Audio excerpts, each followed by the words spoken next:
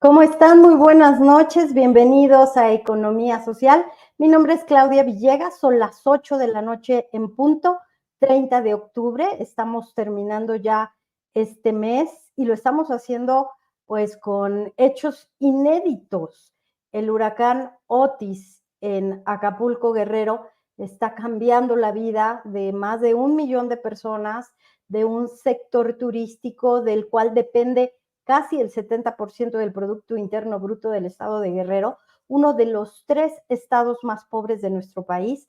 Ya saben ustedes, Oaxaca, Chiapas, Guerrero, que han estado históricamente olvidados, si no es porque Guerrero ha tenido estas grandes obras de infraestructura como la carretera del Sol, la México-Acapulco cuota, cuántas inversiones no recordamos ahí, 1.9 billones de pesos se gastaron en esta carretera del reencarpetamiento eterno, ICA, Tribasa, Grupo Mexicano de Desarrollo, el rescate carretero que todavía debemos por ahí. En fin, Acapulco, Guerrero, símbolo de la inequidad, de la desigualdad social, pero que hoy necesita ayuda. Hoy les damos la más cordial bienvenida a este programa que hacemos junto con Astillero, Revista Fortuna, y me da muchísimo gusto saludar a quienes ya están aquí con nosotros. Quiero saludar a Marco Antonio Cruz. Buenas noches, Marco Antonio, gracias por estar con nosotros aquí. Quiero comentarles que hoy vamos a tener un programa que he preparado junto con el equipo de Revista Fortuna, Yared Arciniega, el equipo de Astillero. Vamos a revisar un poco la teoría del shock, la doctrina del shock a partir del libro de la canadiense Naomi Klein, que mucha gente lo cita. Yo a veces me he encontrado que pocas personas lo han leído en serio. El primer capítulo de la doctrina del shock inicia precisamente con el huracán Katrina allá en el estado de Louisiana. Por favor, si tienen ustedes alguna duda, alguna pregunta, porque hoy la interacción completamente será con ustedes. No tendremos invitado porque hemos preparado este tema que nos remonta a esta necesidad de revisar cómo los modelos económicos de los países de América Latina y de otros países Medio Oriente, algunos países de Europa, por ejemplo Grecia, han estado sometidos históricamente a la doctrina del shock, que no es otra cosa que someter a los países a estas crisis severas que lamentablemente en este 2023 y desde que inició la pandemia tenemos una doctrina del shock que nos impuso la pandemia, en primer lugar, que tiene que ver con el cambio climático. Ahí empieza la presión a muchos países como Argentina, como Brasil, como Venezuela, endeudarse. Parecía que era la única respuesta. Voy a pedirle a Yaret Arciniega que me mande algunas de las preguntas que ustedes tengan para concentrarme, que me las mande al chat, para concentrarme en la presentación, pero me importan mucho sus preguntas en esta noche. Gracias por estar aquí, Víctor Manuel Tesla, Raúl Mendoza. Vamos a comenzar con lo que es la doctrina del shock y por qué, amigos y amigas de Economía Social de la comunidad astillero, tenemos que estar muy listos porque no hay nada sin contexto. Este huracán Otis nos muestra cómo el cambio climático no solo está produciendo es una aceleradora de la migración, porque muchas personas que estaban en Haití, que tienen que migrar porque ya en sus países no hay posibilidad de vivir, la migración está también siendo impulsada por el cambio climático. Y hoy vemos cómo también el cambio climático, el calentamiento de los mares, está generando estos huracanes imprevistos. No se esperaba que una tormenta tropical evolucionara tan rápido. También hay que tener claro cómo las construcciones a la orilla de la playa no solamente estaban infringiendo protección civil y muchas normas, sino que también estaban poniendo en riesgo la vida de muchas personas. Bueno, vamos a comenzar con esta conversación que vamos a tener hoy con la comunidad, con el chat. Laura Rodríguez, gracias por estar aquí. Dinora, saludos desde Mérida. Qué bonito es Mérida y también tenemos que cuidarlo. Ahí tenemos grandes recursos. Ana Ugarte. Vamos a comenzar con por qué la doctrina del shock podría hoy estar teniendo en el huracán Otis una nueva manifestación y por qué es importante. Bueno, pues vamos a ver cómo estamos registrando ayuda del gobierno, están yendo los efectivos, los militares, a tratar de ayudar. Esto es previo a la respuesta de esta crisis que, insistimos, no tuvo precedentes. Ahí vemos a los militares, están haciendo su mejor esfuerzo. También vamos a ver cómo la Comisión Federal de Electricidad, y esto es como comenzamos a desilvanar cómo un país que tiene una empresa de la dimensión de la Comisión Federal de Electricidad puede responder. En el caso del huracán Katrina en Nueva Orleans, en Louisiana, tardaron meses en restablecer la energía eléctrica. El primer boletín que nos envía la Comisión Federal de Electricidad, una empresa productiva del Estado, nos dice que ellos están restableciendo rápidamente en los primeros días más del 40% del servicio en el Estado. Vimos también cómo iban trailers y cómo iban pues unidades con los equipos para volver generadores de electricidad con postes. Esa es la diferencia con un país que puede tener un modelo de generación eléctrica que es un bien público.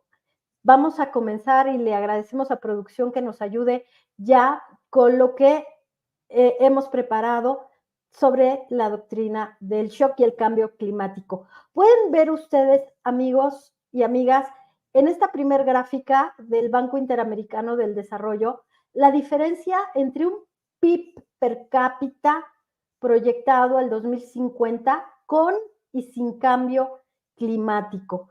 Como pueden ver aquí ustedes, México se encuentra pues entre los países que en la gráfica serían pues de los más afectados junto con Brasil, Venezuela, pero esta gráfica hay que tomar en cuenta que es previo a la pandemia 2015. Pero ya desde el 2015, el Banco Interamericano de Desarrollo estaba previendo que los efectos del cambio climático, huracanes, terremotos, iban a impactar el Producto Interno Bruto de estos países. Jesús Ugarte, saludos, aquí estamos. Sigamos con nuestra siguiente diapositiva. Entonces, los eventos, los impactos, los desastres naturales representan una de las herramientas que se ha usado para generar estos choques, estos traumas en las sociedades. Y aquí pueden ver cómo la doctrina militar de la guerra contra Irak, que ha puesto en marcha Estados Unidos en algunos momentos, pues busca generar miedos, peligro, destrucción para la mayor parte de la gente, para los sectores en donde se quieren generar cambios. Y esta doctrina del shock considera a tornados, huracanes, terremotos, inundaciones, incendios descontrolados, hambrunas y epidemias una herramienta del shock. Guarden esta diapositiva porque nos va a explicar mucho cómo Naomi Klein recupera en su libro La doctrina del shock esta filosofía que ella estudió y que comenzó a vincular con otros hechos. Ustedes recuerdan 2005 cómo el huracán Katrina, que ahora se está comparando mucho en número de muertos, en respuesta del gobierno estadounidense, en la capacidad para reintegrar la electricidad con un sector muy privatizado.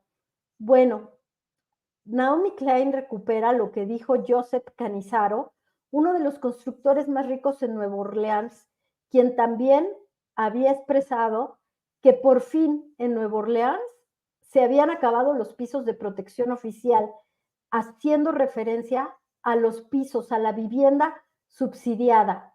Y fíjense lo que dijo, nosotros no podíamos hacerlo, pero Dios sí.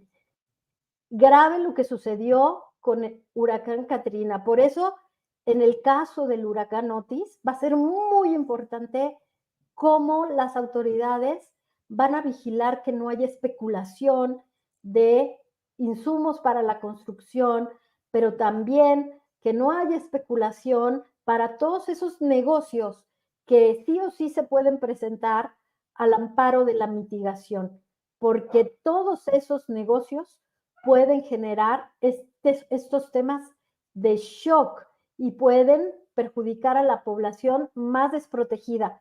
Muy preocupante en un estado como Guerrero, amigos y amigas, en donde más del 90% de la población vive en pobreza. Seguimos, por favor. Y bueno, ustedes han escuchado hablar de Milton Friedman, que muere un año después del huracán Katrina. Pero Naomi Klein refiere en su libro cómo resulta muy importante revisar lo que dijo Milton Friedman antes de que se pusiera en marcha una reforma muy agresiva a otros sectores donde desde hace tiempo en Estados Unidos querían pues echar mano para privatizar.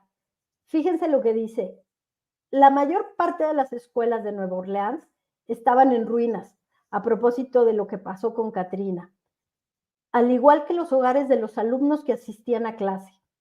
Los niños se veían obligados a ir a escuelas de otra zona y era una tragedia. Él argumenta una preocupación social muy falsa, pero dijo, es una oportunidad para emprender una reforma radical del sistema educativo. Hoy me recordó esta frase de Milton Friedman, una frase que escuché en la Cámara de Diputados cuando estaba hablando el secretario de Turismo. Estaba diciendo una diputada que era tiempo de reorganizar mejor el presupuesto y de destinar 10,000 millones de pesos desde el presupuesto para asistir y para ayudar a Acapulco.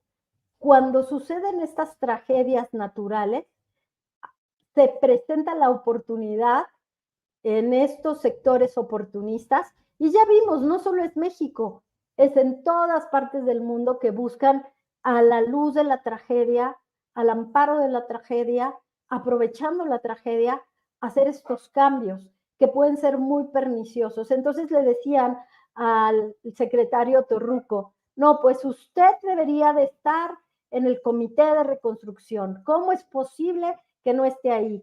¿Y cómo no es posible que en este momento cambiemos el presupuesto? Fíjense cómo están utilizando desde los argumentos de apoyo a Guerrero, a la mitigación de Otis, los están usando para tratar de mover el presupuesto de egresos. Porque claro, la ley de ingresos con este endeudamiento de 1.9 pasó la Cámara de Diputados. Tratarán de mover algo en senadores y también de mover lo que se pueda hacer en la Cámara de Diputados. Pero aquí el maestro Milton Friedman de los argumentos oportunistas. Les digo, murió un año después de Katrina, pero seguimos producción de Astillero. Gracias. Bueno, les quisimos traer esta nota que nuestra compañera Erika Ramírez, que trabajaba con nosotros en la revista Fortuna en 2009, ¿se acuerdan qué pasó en 2009? Fue la crisis por la pandemia, por el virus H1N1, cuando Felipe Calderón aprovechó que México supuestamente, bueno, no supuestamente lo fue el epicentro de este virus que se perfilaba para hacer una pandemia de las dimensiones del virus por COVID, pero nunca fue así. Y aprovechó Calderón no solamente para justificar que había un gran problema en muchos sectores, que la economía tenía problemas, sino que además lo aprovechó para endeudar. Yo les quiero recomendar esta nota que tenemos en Revista Fortuna porque no tiene desperdicio. México se convirtió en el gobierno de Felipe Calderón, de acuerdo con los datos oficiales, en el segundo deudor del PIB.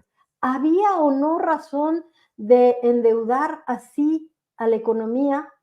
Parece que no, pero se utilizó el argumento otra vez, el shock pandémico, el shock sanitario para hacerlo. Y se sigue de alguna manera, amigos y amigas de economía social, astillero, se sigue confirmando esta hipótesis de Naomi Klein. Las crisis, las doctrinas del shock se usan para manipular el momento y para hacer cambios muy dolorosos en la sociedad. Dice Hortensia Martel Aguilera, quienes conocemos algo de ordenamiento urbano, también es una oportunidad de reordenamiento urbano, calles más amplias, proyectos o propuestas de vivienda, vialidades internas. Claro que sí, Hortensia, que beneficia a la gente, para eso es, pero no para hacer una privatización del sistema de agua, que en este gobierno no va a pasar. Yo creo que, Hortensia, va a suceder algo como lo que tú dices, porque además mucho tiempo se dejó Acapulco sin recursos para reordenamiento urbano. Ya sabemos que los recursos a través de Fonatur para los centros integralmente planeados como Cancún, que ya se retiraron, ahora se van a hacer a través del bienestar. Bueno, mucho tiempo se robó, pero Acapulco ni siquiera tuvo eso, Hortensia. Entonces sí me parece que la otra cara de esto que estamos analizando es que se tenga la oportunidad de darle más servicios municipales para esa gente, porque los medios de pronto solo comenzamos a cubrir lo que había pasado en el Princes, lo que había pasado en Mundo Imperial, cuando fíjense lo que sucedió con las colonias más necesitadas en Acapulco. Bueno, sus calles están destrozadas porque de por sí sus calles eran muy pobres. Sus servicios de electricidad están destrozados porque también había mucha precariedad. Entonces, ahora que está la Comisión Federal de Electricidad, seguramente tendrán mejores conexiones y es una buena oportunidad. Entonces, creo que sí, Hortensia, tienes mucha razón. Gracias, Socorro Venegas, por tus comentarios. Dice, excelente información. Lidia Coronel nos saluda. No sean malos y malas. Ayúdenos dando un clic, recomendando para que más gente se pueda conectar aquí a Economía Social. Pero seguimos con la presentación que les hemos elaborado. Bueno, les quise traer otro caso que yo le he estado dando seguimiento y que le he estado preguntando a expertos en el sector inmobiliario, ¿qué pasó en Hawái? Ustedes saben que en Hawái hubo un incendio terrible ahí a mediados de agosto que arrasó casas y casas de personas, muchos de ellos y muchas de ellas originarias de Hawái, de estas personas que no habían querido vender sus terrenos por más que les insistían. Hay una ley de desarrollo urbano allá en Hawái que dice que ante un desastre natural, pues se acelerará la venta. Hay cosas que están pasando en Hawái que han provocado que allá en Hawái los especuladores lleguen a comprar viviendas. Hay investigaciones que muestran que la falta de inversión en el tendido eléctrico, que fuera un tendido eléctrico totalmente seguro, provocó los incendios que arrasaron con árboles, que arrasaron con pastizales, que arrasaron con casas.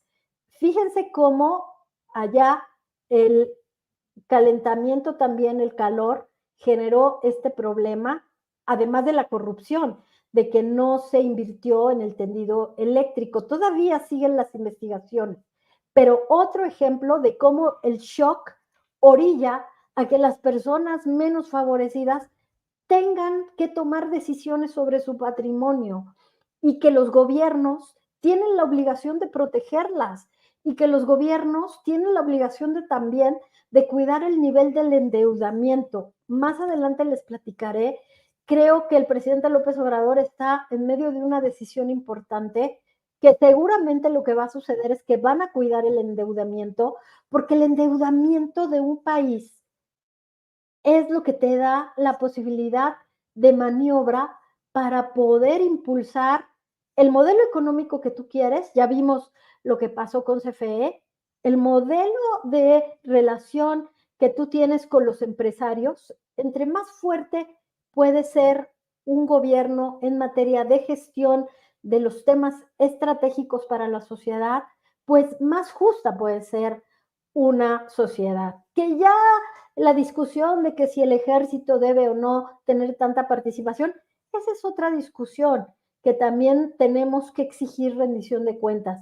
Pero lo que sí estamos viendo es que el gobierno tiene la obligación, uno, de proteger a las personas menos favorecidas y dos, de vigilar la estabilidad de las finanzas públicas. Aquí, fíjense lo que decían allá en Hawái. Me preocupa más que grandes promotores inmobiliarios entren y vean esta tierra calcinada como una oportunidad para reconstruir, dijo Palay, uno de los activistas allá, en un albergue de evacuados. Naomi Klein en 2005 va y se presenta en uno de los albergues que se habilitaron de una manera también pues tardía en ese país, albergues para apoyar a la gente, y entrevistó a las personas. Estaban en un shock terrible, estaban, pues perdieron su casa, ya vimos que lo que se buscó fue quitárselas, también tenían subvenciones del gobierno para educación y que también las perdieron en muchos casos. Entonces, los habitantes de Hawái, volviendo a este ejemplo, hay hoteles y condominios que no se pueden pagar, que están fuera del alcance, y eso es lo que tenían miedo allá en Hawái. Por eso el gobierno tiene la obligación de proteger a quienes menos tienen en medio de tragedias, de desastres naturales. Dice Enrique Segura, gobierno fallido, inepto, inútil, ignorante, populista.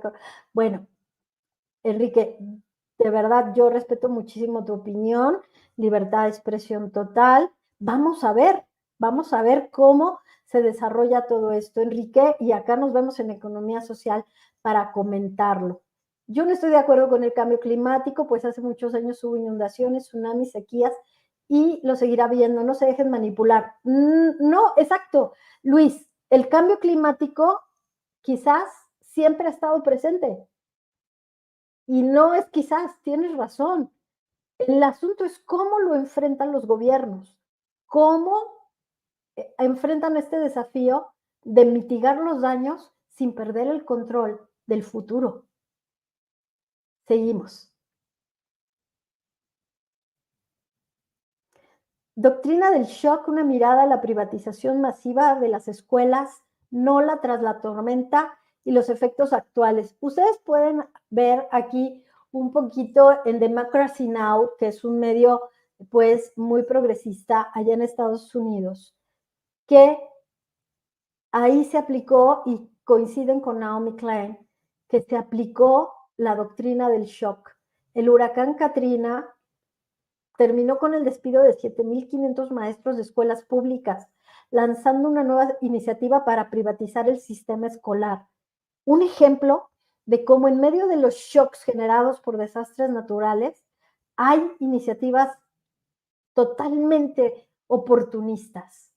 Flor de Luz Castillo, gracias por recomendar y compartir, Flor, te mando un abrazo. Seguimos, por favor. Y bueno, ustedes saben que durante la pandemia no fueron pocas las voces que pedíamos que el gobierno entrara a apoyar a las empresas, que el gobierno armara programas, porque pensábamos que el mundo se iba a acabar. Al menos yo debo confesarles aquí que fui a varias entrevistas en el servicio de Administración Tributaria y en la Secretaría de Hacienda, todavía recuerdo cómo me daba miedo salir durante esos 3 meses del confinamiento y entraba a los edificios donde los funcionarios de la Secretaría de Hacienda seguían trabajando. Llegaba y pues mi coche, yo llegaba muy rápido en auto porque no había nadie en la calle, pero yo quería ir a preguntarles qué iba a pasar. En ese momento Santiago Levy, que fue director del IMSS, muchas voces, exsecretarios de Hacienda, decían, es momento de echar mano de los apoyos, es momento de echar mano de los subsidios, de condonar impuestos, de apoyar a las empresas, de que no paguen IMSS. Y el gobierno de López Obrador dijo, no, no vamos a hacer nada de eso, no habrá rescates. A la única empresa que le condonaron el pago de impuestos fue a Pemex, lo recuerdo muy bien. Y también recuerdo que una de esas funcionarias me dijo, ¿cómo puedes pedir, Claudia, que haya apoyos para las grandes empresas si somos un país pobre? Y yo recuerdo que esa ocasión me enojé mucho porque dije, ¿cómo pueden ser tan insensibles si viene la crisis más grande? Bueno, pues lo que hizo la Secretaría de Economía, el PTCAN, saludos PT, la Secretaría de Economía lo que hizo fue dar créditos chiquitos de 10,000, 15,000, 20,000 pesos, casi que a fondo perdido. Me cuentan que fue al revés, que muchas personas pagaron esos créditos durante la pandemia. Bueno, esa decisión que tomó el gobierno de López Obrador de no echar mano de los rescates, de no pedir deuda, como lo hizo Calderón, cuando no tuvo ni siquiera la 10ª parte de la crisis por cierre de la economía, bueno, pues no lo hizo el presidente López Obrador y mantuvo la relación deuda-PIB que sí llega a preocupar cuando se nos cae el Producto Interno Bruto 8%. Ustedes se acuerdan perfectamente cuando se cae en una B y entonces cuando el PIB se recupera, pues ya otra vez la relación deuda-PIB ahorita está en niveles de 49%. Creo que habrá presión para que el presidente López Obrador o se endeude más la economía o usen el techo de endeudamiento de 1.9 billones de pesos que tiene previsto para el 2024 y de alguna manera pues dislocar o descarrilar los proyectos el Tren Maya. Pero eso es una decisión y estamos en el plan del análisis y las especulaciones. Es muy importante lo que está haciendo la Secretaría de Hacienda.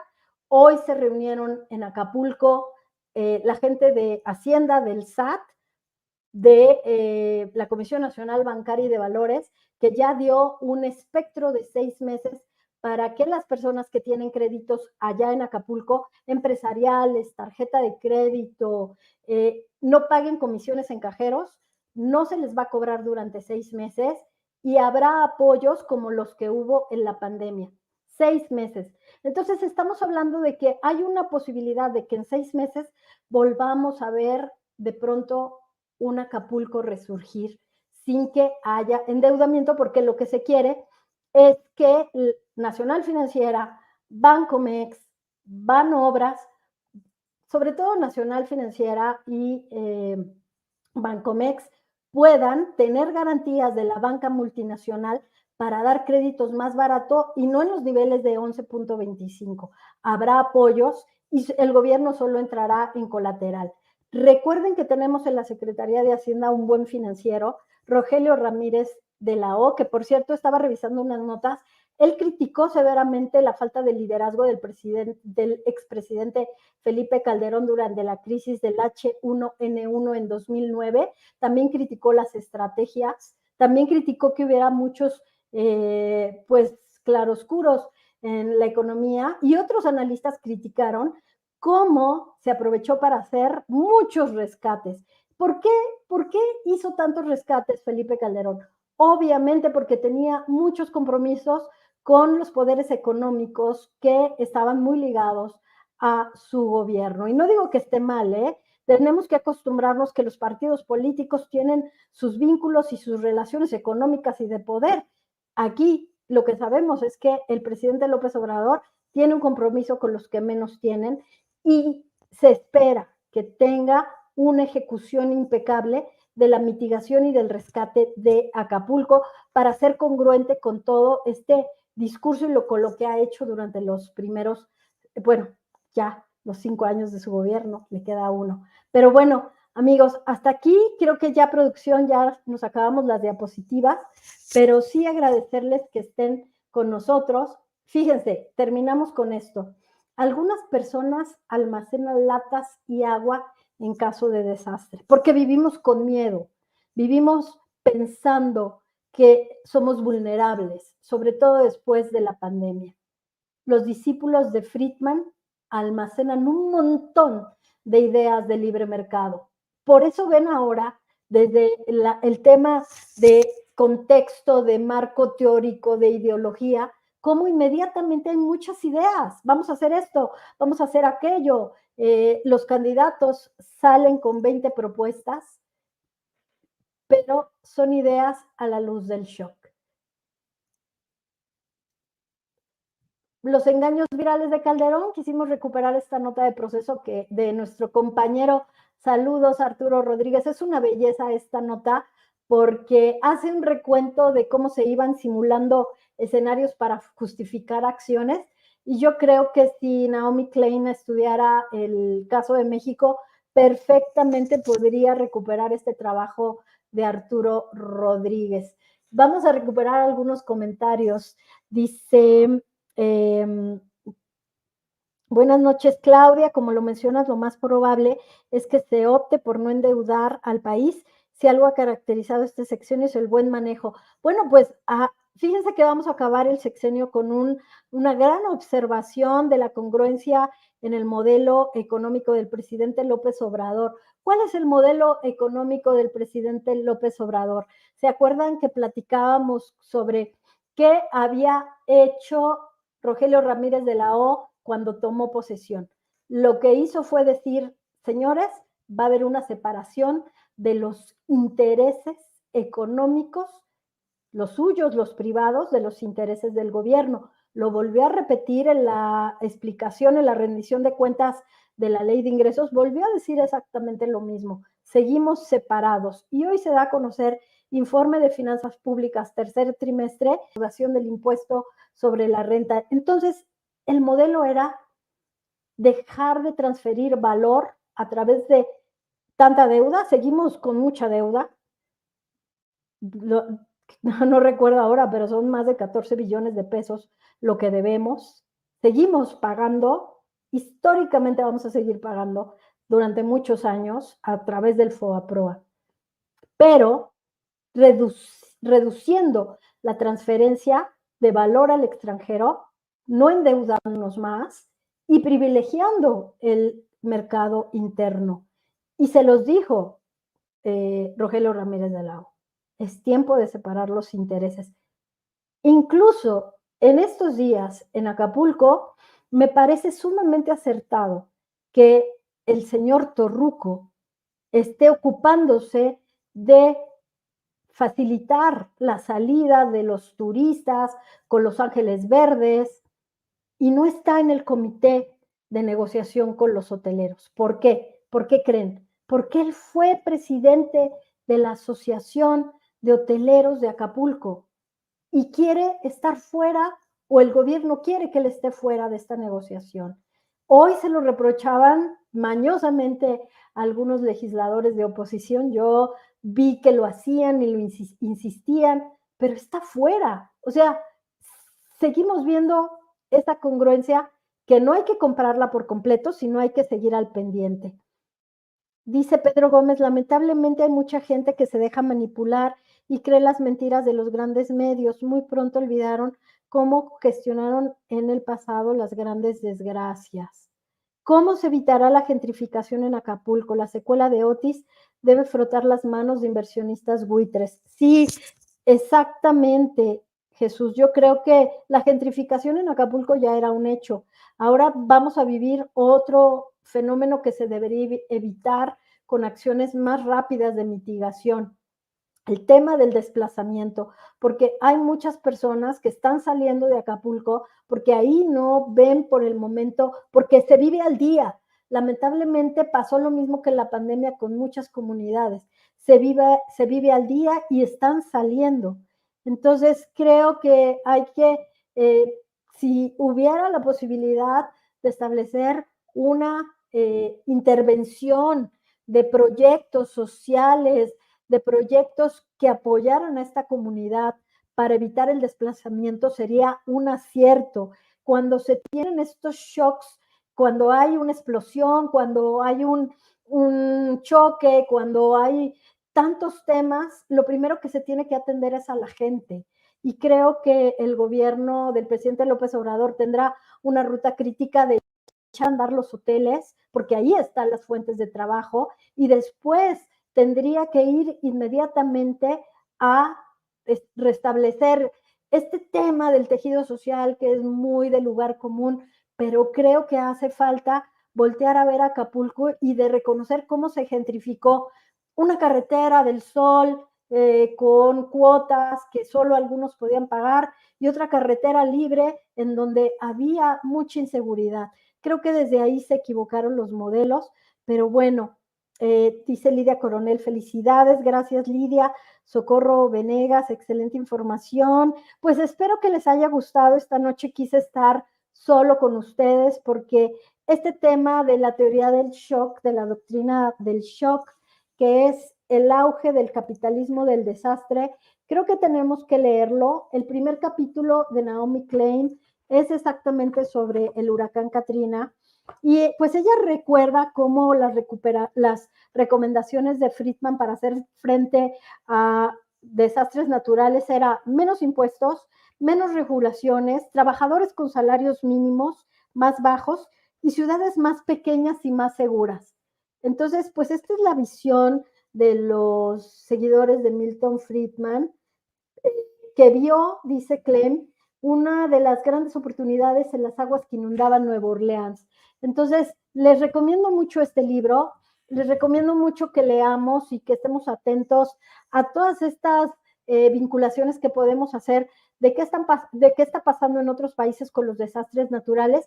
Y sí, tienen razón, los desastres naturales, el cambio climático puede ser nada más pues una narrativa que tenemos durante los últimos 20 años también para generar negocios de consultorías, también para buscar cambios, inversiones en regulaciones, pero creo que vale la pena observarlo desde la perspectiva de la responsabilidad de los gobiernos para proteger a las poblaciones menos favorecidas. Dice Laura Rodríguez, no habrá endeudamiento, vamos a estar pendientes.